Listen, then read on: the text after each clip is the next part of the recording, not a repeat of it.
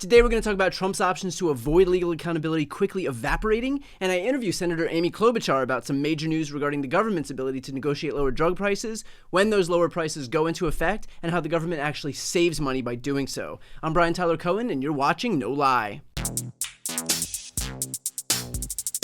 And just like that, another Trump lifeline seems to have evaporated. So Mark Meadows, who is Trump's former chief of staff, he tried to get his case removed from state court to federal court, arguing that because he was a federal official acting on behalf of Donald Trump, who was also a federal official, that was grounds to be tried in federal court. And what happened here would be important because if Meadows was able to get his case removed, then that would bode well for Trump, whose Hail Mary play here is clearly going to be trying to get the same thing. So all eyes were on this Meadows decision, only to find out that a federal judge, that's Judge Steve Jones, rejected Meadows' effort. I'm going to read a short excerpt from what Judge Jones wrote. Quote, "The court concludes that Meadows has not shown that the actions that triggered the state's prosecution related to his federal office. Meadows' participation on the January 2nd, 2021 call was political in nature and involved the president's private litigation, neither of which are related to the scope of the office of White House Chief of Staff. The court finds that these contributions to the phone call with Secretary Raffensperger went beyond those activities that are within the official role of the White House Chief of Staff." In other words, yes, Meadows was a federal official, but in order for his case to be removed to federal court, his actions would have had to be under the scope of his official duties as White House Chief of Staff. And, trying to help his boss undermine an election so that he could anoint himself the winner with the help of his criminal enterprise ain't part of his official duties. So no, you don't get the benefit of having been a federal official when you are currently on trial for abusing that very office. So yes, Meadows will have to endure a trial in Fulton County, Georgia, as he should.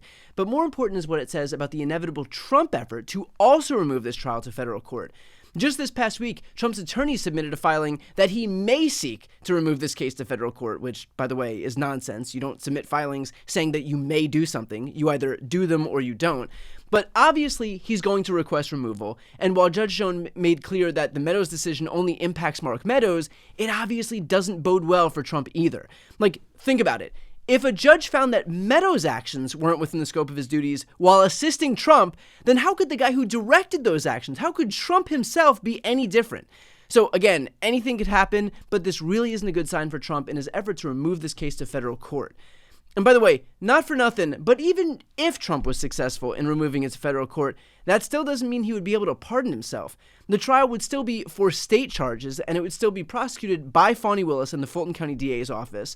The only difference is that the case itself would be tried in a federal courtroom with a different jury, and that's the goal here.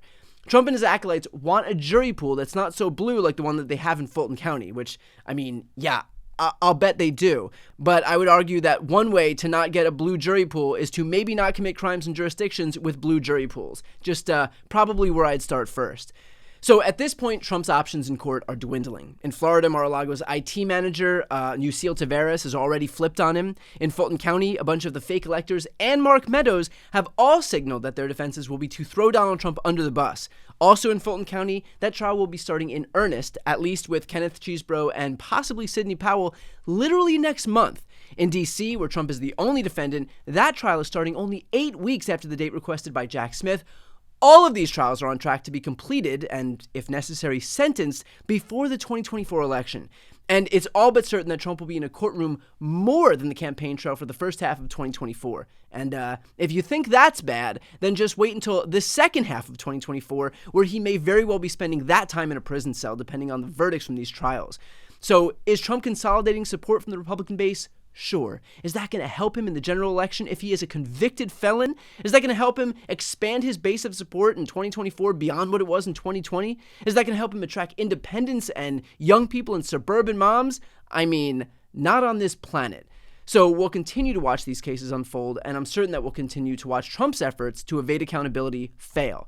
So he may blame everyone else for his problems, but if he really wants to find the person responsible, he should probably start with himself. Here's a preview of my interview with Senator Amy Klobuchar.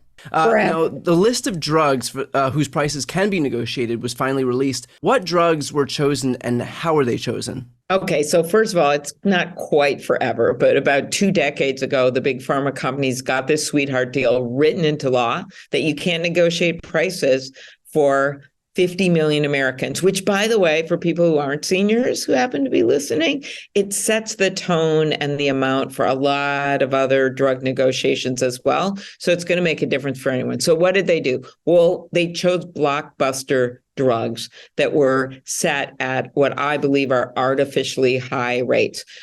Drugs like Xarelto for blood clots, drugs like Eliquis for blood clots, diabetes, just those two I just mentioned. Nearly 5 million people use them.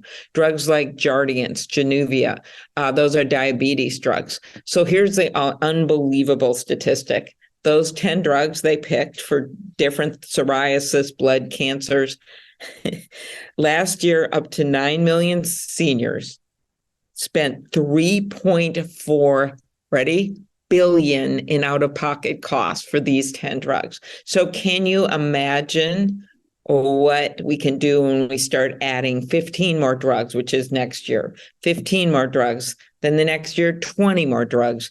And so this idea, I mean, I would like to do even more sooner, but this is the negotiation, what happened. But we're finally going to unleash the power of Medicare to negotiate, which just doesn't help seniors. It's going to help everyone. Now, when you say that Medicare will be able to negotiate lower drug prices, is there still the possibility that these pharmaceutical companies can figure out a way not to negotiate in good faith or not to put our prices on par with what the rest of the world would pay when they negotiate lower prices? Yeah, it's like 250% more we're paying, by the way, while our taxpayers are investing in the research. Is there a way they could manipulate? Well, I'm sure they're going to do every way to find something. Right. Clearly an astute question. However, right now, number one is they're suing in court. They've got 9 lawsuits going on, all these high-priced lawyers. They have 3 lobbyists for every member of Congress. That's why with the president's leadership, we were finally able, he's the first president that got this done, despite all the talk by everyone else. They also are spending hundreds of $millions, have spent, will spend in ad campaigns. So let me tell you how they manipulate. They manipulate with this sweetheart provision that we're now taking on. They also manipulate with a patent system. So what they do is they get a drug locked in for a long period of time, and then they make a tiny little change. It's called product hopping. So they make a change to it, and then they say, oh, it's a new patent. Now we're locked in for 10 more years. So we actually passed a bill out of judiciary, bipartisan, to deal with that. They file sham petitions to stop it. Senator Grassley and I have a bill to stop that. And then this is the real unbelievable part. Major pharmaceutical companies pay off generics, their competition, to keep their products off the market. It's called pay for delay.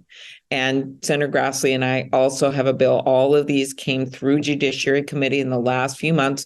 Not an easy committee to get bills through, as you know.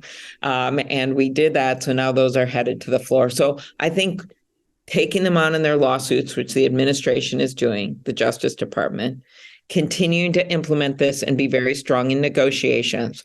And then, as you point out, looking at the other ways they're getting around it by passing these bills. It's not just one size fits all. That's why we did the insulin cap, $35 a month. That's why we did the free vaccines for things like shingles and pneumonia.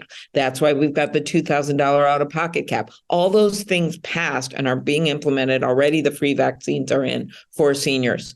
But then you got to look at everyone else.